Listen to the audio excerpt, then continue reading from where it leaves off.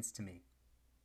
Culture is complex. It is a tapestry of emotions stemming from ancestors to personal lived experiences, all woven into one collage known as cultural identity, which is even more complex when considering multicultural identity, or in my case, as the 2020 US Census Bureau defines it, biracial.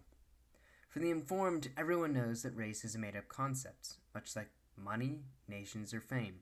Stories we tell each other to link events and groups of people together. The science of race is one of melatonin, which is to say, the evolutionary adaptation of skin to the profundity of the sun's rays. We have different physical appearances based on how close our ancestors were to the equator, nothing more, nothing less, all of which stems before written history, from which most cultural identities stem, from the origins of Western thought to the wisdom of Eastern philosophy. As for me, my ancestors crossed the Bering Strait, colonized the Americas under the Spanish crown, and were both Roman and conquered by Rome. In truth, the above still leaves my cultural identity vague, merely highlighting my interest in it. To more accurately describe my cultural identity, I am American first and foremost, having been born and raised in the United States. As for my racial identity, I am half Latino and half Caucasian. As for my ancestry, I am of Italian, German, Irish, and Scottish descent on my father's side, and Colombian on my mother's side, which means a mix of Spanish and indigenous ancestry, the tribe of which I still don't know, but am eager to figure out. So, what is this article about? What is a rinconcito?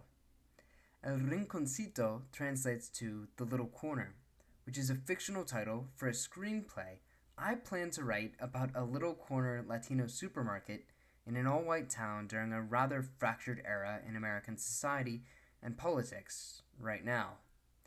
This story, like most stories, doesn't stem out of nowhere. I grew up in a similar area. Except for the majority of my adolescence, there wasn't a Latino corner store near me until 2 years ago, which was actually the catalyst for the screenplay and the article you are reading right now. For most people, the opening of a small Latino market means next to nothing. Still, to me, it meant I existed, despite not having seen people who looked like me present in the society I lived in, or classmates at school who could resonate with me on a cultural level. Perhaps I'm making the situation worse than it was. After all, I exist in the middle ground where the definitions of race and cultural identity meet. It wasn't that I couldn't resonate with the other Caucasian kids, or that they couldn't resonate with me. It was that they couldn't resonate with all of me. And that, in and of itself, felt isolating. Not to mention my growing knowledge and obsession with the nation's changing demographics, which ran counter to the reality in which I existed. More diverse, more Latino. It was in this discovery that I learned that the definition of cool is based on location. To the high school kids in the town I grew up in, artists like J Balvin and Bad Bunny weren't cool, they were foreign, just like a part of me. However, what was ironic was that in a city just 4 hours away, in the same state, Reading, Pennsylvania, I'm sure J Balvin and Bad Bunny were cool because the demographics there reinforced the definition of cool. So yeah, this isolating experience showed me that cool doesn't exist. It is a cultural phenomenon.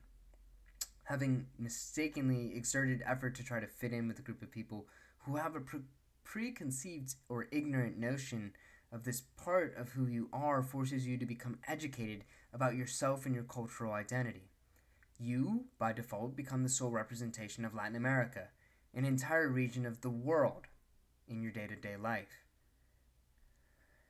And then you graduate high school, and you go to college, and you realize you don't have to be the sole representation for an entire region of the world. You're in the minority, but you're not alone.